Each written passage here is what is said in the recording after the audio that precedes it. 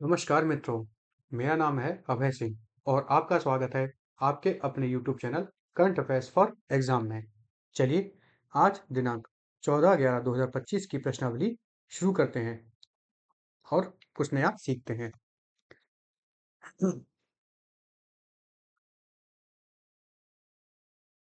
Time out city life index 2025 के हिसाब से एशिया का सबसे हैप्पीएस्ट सिटी कौन सा डिक्लेयर हुआ है? आपके ऑप्शंस हैं मुंबई, दिल्ली, बेंगलुरु, हैदराबाद।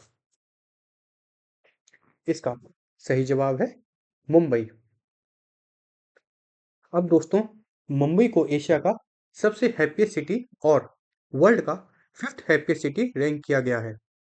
यह कोई रैंडम सर्वे नहीं था, यह एक ग्लोबल स्टडी थी जिसमें 18,000 अर्बन रेजिडेंट ने पार्टिसिपेट किया था। मतलब ये बहुत बड़े लेवल पे स्टडी की गई थी। अब क्वेश्चन ये है कि ट्रैफिक, भीड़, रेंट और रश के बावजूद मुंबई हैप्पीएस्ट सिटी कैसे हो सकता है? तो चलिए इसका रियल एक्सप्लेनेशन समझने की कोशिश करते हैं कि मुंबई हैप्पी सिटी क्यों है। पहला है स्ट्रॉन्ग कल्चरल एनर्जी। मुंबई का कल्चरल लैंडस्केप वाइब्रेंट है। Street food, festival, sea side life, Bollywood influence, culture से लोगों की डेली मूड अपलिफ्ट होता है। दूसरा, कम्युनिटी बॉन्डिंग। मुंबई एक tribal survival plus support city है। लोग एक दूसरे को मदद करते हैं, स्ट्रेंजर्स भी सपोर्ट बन जाते हैं, सोशल ट्रस्ट हाई होता है। तीसरा, night life and safety. A lot of residents feel safe at night, especially women in Mumbai. यह अर्बन हैप्पीनेस का क्रिटिकल कंपोनेंट होता है। अब इसका यूपीएससी रेलेवेंस क्या है? Urbanisation, social capital, wellbeing indicators, urban resilience, GS1 paper GS1 और GS2 का परफेक्ट पॉइंट्स हैं। एक्सपीरियंस मुंबई की तरह आपकी प्रिपरेशन भी टफ है, पर अगर रेजिलियंस स्ट्रांग हो तो प्रेशर भी प्रोग्रेस बन जाता है। यहाँ हमें सीखने की जरूरत है। चलिए अब अगले प्रश्न पर आते हैं। India new deep sea fishing के बारे में। गवर्नमेंट ने हाल ही में डीप सी फिशिंग के नए रूल्स किस डेट को नोटिफाई किए हैं?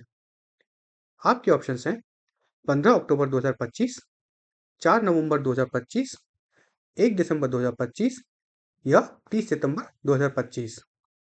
इसका सही जवाब है 4 नवंबर 2025। अब यह एक नया इंपॉर्टेंट पॉलिसी चेंज है।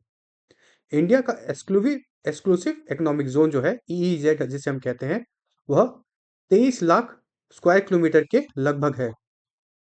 इतना बड़ा ओशन एरिया है कि प्रॉपर गवर्नेंस बहुत ज़रूरी हो जाता है। इसलिए इसमें फॉरेन वेसल्स को बैन रखा गया है। अब इंडिया के वाटर्स में सिर्फ इंडियन फिशरमैन को परमिशन है। इससे क्या होगा? इससे ये होगा कि लोकल फिशरमैन की इनकम सिक्योर होती है और मराइन रिसोर्सेज जो होते हैं वह ओवर एक्सप्लॉयटेशन से बचते हैं। दूसरा, डिस्ट्रक्टिव फिशिंग मेथड बैन।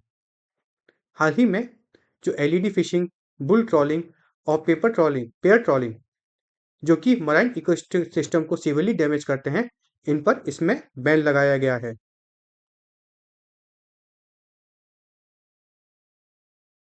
तीसरा, सेफ्टी मेजर्स।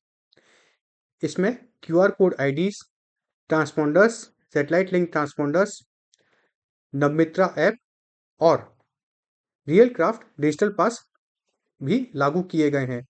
यह डिजास्टर रिस्क रिडक्शन में हेल्प करते हैं। Small fishers exempt. इसमें 2.3 लाख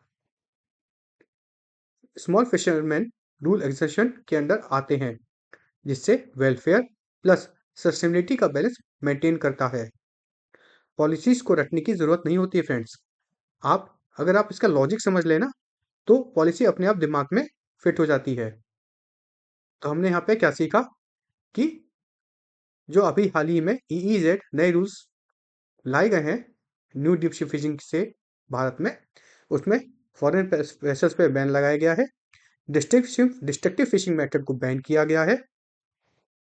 सेफ्टी मेजर्स को और बढ़ाया गया है अलग अलग तरीकों से, जैसे QR coded IDs, satellite link transponders, Namitra app, real craft digital pass, और छोटे मछुआरों को इससे में फिशिंग में बाहर रखा गया ताकि उनके सस्टेनेबिलिटी बनी रहे। चलिए अब अगले प्रश्न पर आते हैं, जो कि Egypt western desert gas discovery से रिलेटेड है। इजिप्ट का न्यू नेचुरल गैस फील्ड किस रीजन में डिस्कवर हुआ है? आपके ऑप्शंस हैं Sinai peninsula, Nile data, Nile delta, western desert, red sea coast. इसका सही जवाब है वेस्टर्न डेजर्ट। अब यह डिस्कवरी बदर 15 फील्ड में हुई है, जो कि वेस्टर्न डेजर्ट में आता है। इसका आउटपुट जो होगा फ्रेंड्स, वह 16 million cubic feet day per day natural gas का होगा, जो ये डिस्कवरी हुई है उससे, और 750 बैरल पर डे कंडेंसेट किया जाएगा। यह इजिप्ट की एनर्जी सिक्योरिटी को स्ट्रॉन्ग बनाता है। अच्छा, ये इंपॉर्टेंट क्यों है? क्योंकि इजिप्ट की इकोनॉमी टूरिज्म और सुएज कैनाल के रेवेन्यूज पर डिपेंड करती है। अब डोमेस्टिक गैस सप्लाई बढ़ने से इंपोर्ट कम होंगे और इकोनॉमी स्टेबल होगी। इसमें यूपीएससी का क्या एंगल आता है? तो मिडिल ईस्ट जियोपॉलिटिक्स के हर चेंज का इम्पैक्ट इंडिया के एलएनजी इंपोर्ट्स पर पड़ता है। वर्ल्ड मैप स्टैटिक नहीं होता, यूपीएससी भी स्टैटिक नहीं होता। आप जितने डायनेमिक होंगे उतना स्कोर इंप्रूव होगा। चलिए अगले प्रश्न पर आते हैं। यूएनएससी ने सैंक्शंस किस कंट्री के लीडर्स से रिमूव हाल ही में किया है? आपके ऑप्शंस हैं ईरान, यमन, लेबनान या सीरिया। इसका सही जवाब है सीरिया।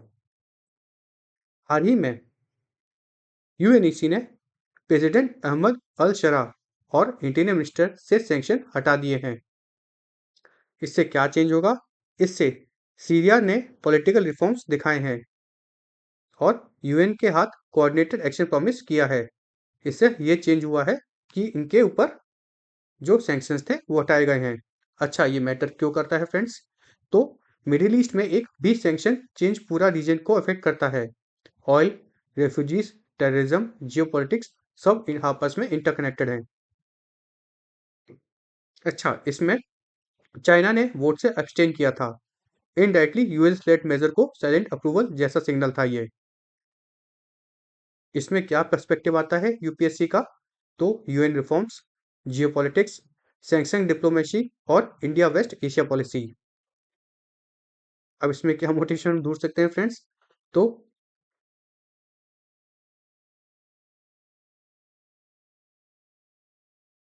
चलिए अगले प्रश्न पर आते हैं।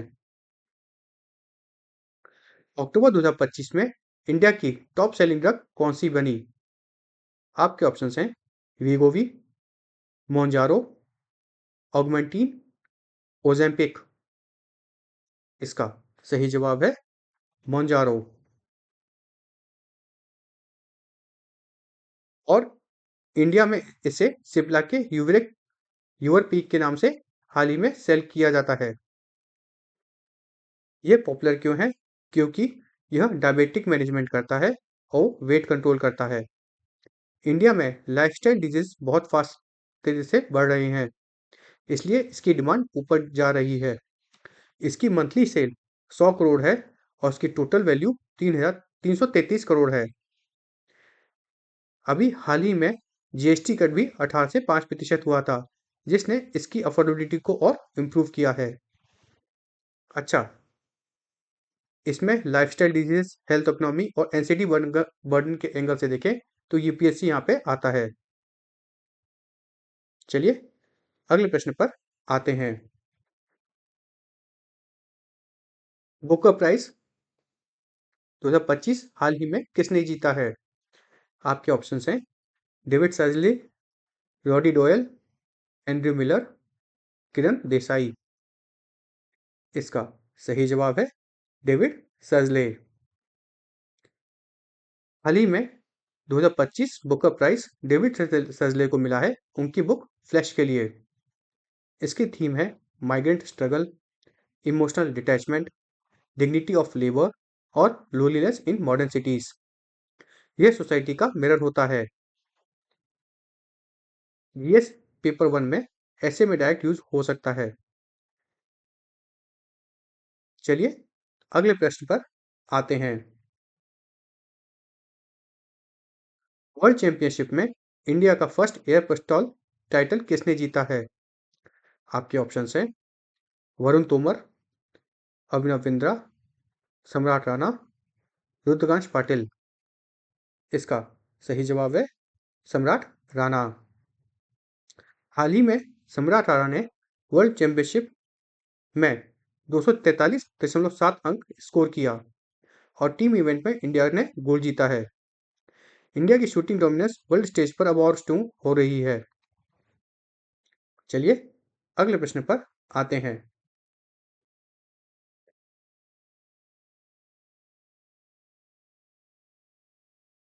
नेशनल वाटर अवार्ड्स 2025 में बेस्ट स्टेट वाटर कंजर्वेशन किस स्टेट को मिला है?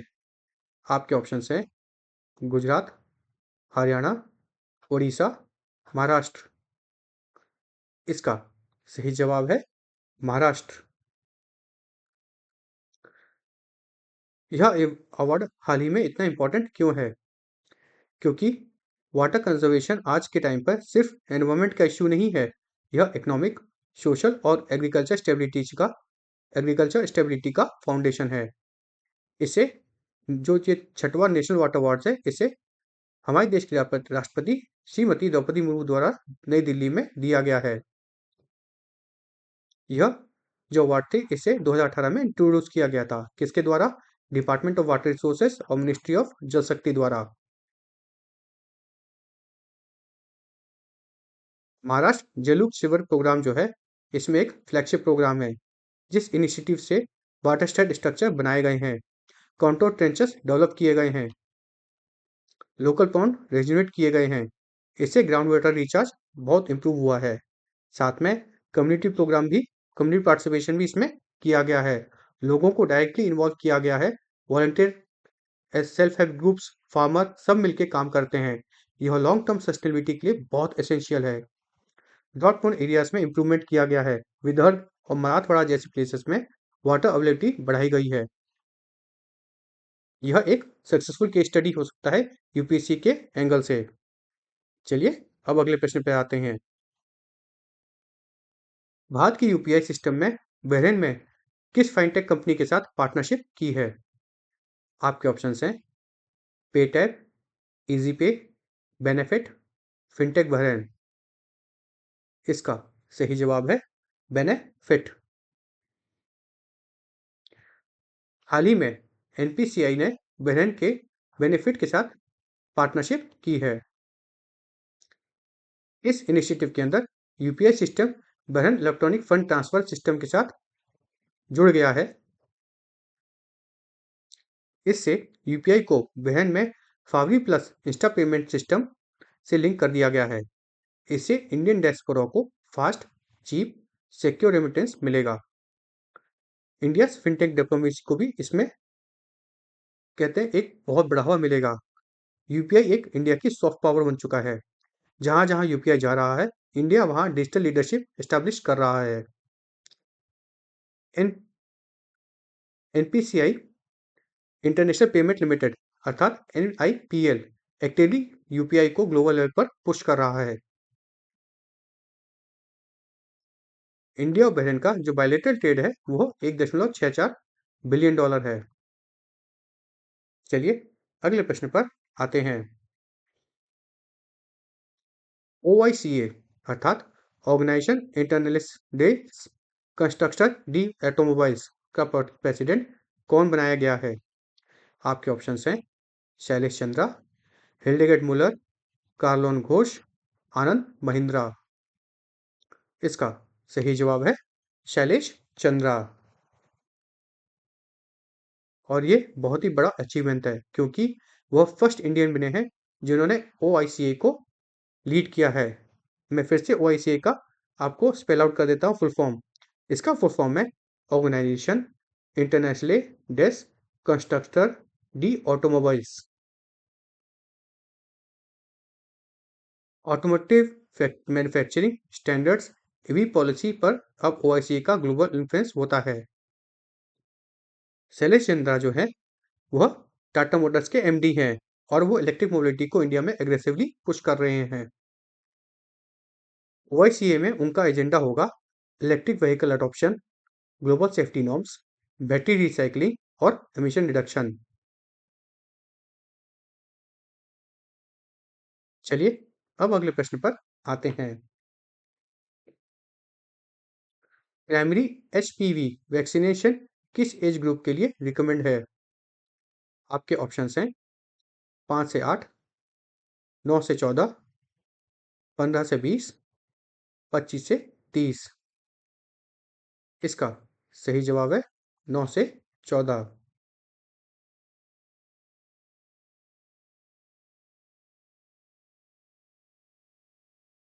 इसका सही जवाब है 9 से 14 साल। इस ग्रुप में अच्छा 9 से 14 साल क्यों? क्योंकि इस ग्रुप में इम्यूनिटी स्ट्रॉन्गेस्ट होती है और vaccine maximum long term protection देती है। Cervical prevention, cervical cancer prevention, HPV type A 16 और 18 टोटल सर्वाइकल कैंसर केसेस का 70% कॉज करते हैं। वैक्सीन इन दोनों को इफेक्टिवली प्रिवेंट करती है। इससे पब्लिक हेल्थ इंपॉर्टेंस का एक टॉपिक आता है जिसमें low cost high impact intervention किया जाता है। इंडिया के लिए गेम चेंजर हो सकता है जहां सर्वाइकल कैंसर एक मेजर वुमेन हेल्थ चैलेंज है। चलिए अब अगले प्रश्न पर आते हैं। 2025-26 में सबसे ज्यादा शुगर प्रोड्यूस करने वाला स्टेट कौन सा प्रोजेक्टेड है? आपके ऑप्शन है उत्तर प्रदेश, कर्नाटक, तमिलनाडु, महाराष्ट्र। इसका सही जवाब है महाराष्ट्र। डाटा के अनुसार इंडिया का जो टोटल शुगर प्रोडक्शन है वह 2025-26 में 30.95 मिलियन टन रहने का अनुमान है, जो कि 18.6% की ग्रोथ दिखाता है। इसमें महाराष्ट्र टॉप प्रोड्यूसिंग स्टेट है जो 13 मिलियन टन प्रोड्यूस करेगा। उसके बाद उत्तर प्रदेश का नंबर आता है जो 10.32 मेट्रिक टन प्रोड्यूस करेगा। उसके बाद मिलियन टन प्रोड्यूस करेगा। उसके बाद कर्नाटका का नंबर आता है। अच्छा, जो शुगर का एरिया प्रोडक्शन है टोटल वह 5.37 मिलियन हेक्टेयर है। महाराष्ट्र टॉप पर क्यों है? क्योंकि वहाँ रेनफॉल अच्छी थी, शुगर रिकवरी रेट भी अच्छी थी और मिल कैपेसिटी भी अच्छी है।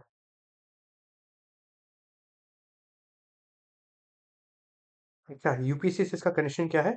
To food processing, MSP, ethanol blending और रूरल इकोनॉमी। चलिए अगले प्रश्न पर आते हैं।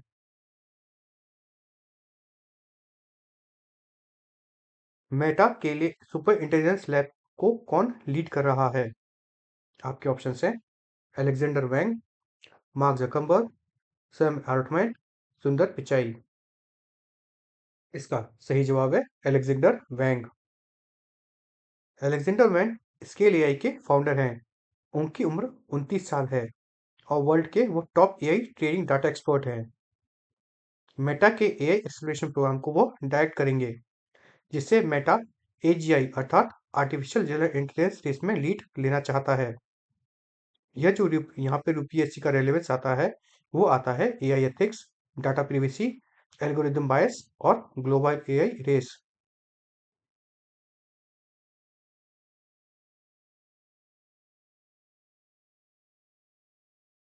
फ्रेंड्स, आज का सेशन यही समाप्त होता है।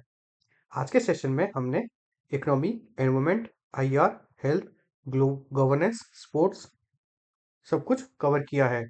यूपीएससी प्रिपरेशन के ब्यूटी यही है कि आप एक दिन में दुनिया के मल्टीपल डायमेंशन समझते हो। करंट अफेयर्स सिर्फ एग्जाम के लिए नहीं, यह आपको इंडिया को समझाने का एक लेंस है। और याद रखो, hard work is your duty, results are just destiny. पर जब ड्यूटी 100% होती है तो डेस्टिनी ऑटोमेटिकली फेवर में होती है। आप में एक हर एक एस्पिरेंट पोटेंशियल है, बस डिसिप्लिन और डायरेक्शन सही रखो। आपका टाइम आएगा, और जब आएगा वह सिर्फ आपका नहीं, आपके परिवार का, आपका, आपके टीचर्स का और इस देश का भी टाइम होगा। तो मैं हूं अनय सिंह, साइनिंग ऑफ। आपको ये सेशन कैसा लगा कमेंट करके बताइएगा। तो लाइक एवं सब्सक्राइब जरूर कीजिएगा। मिलते हैं नेक्स्ट सेशन में। जय हिंद, जय भारत।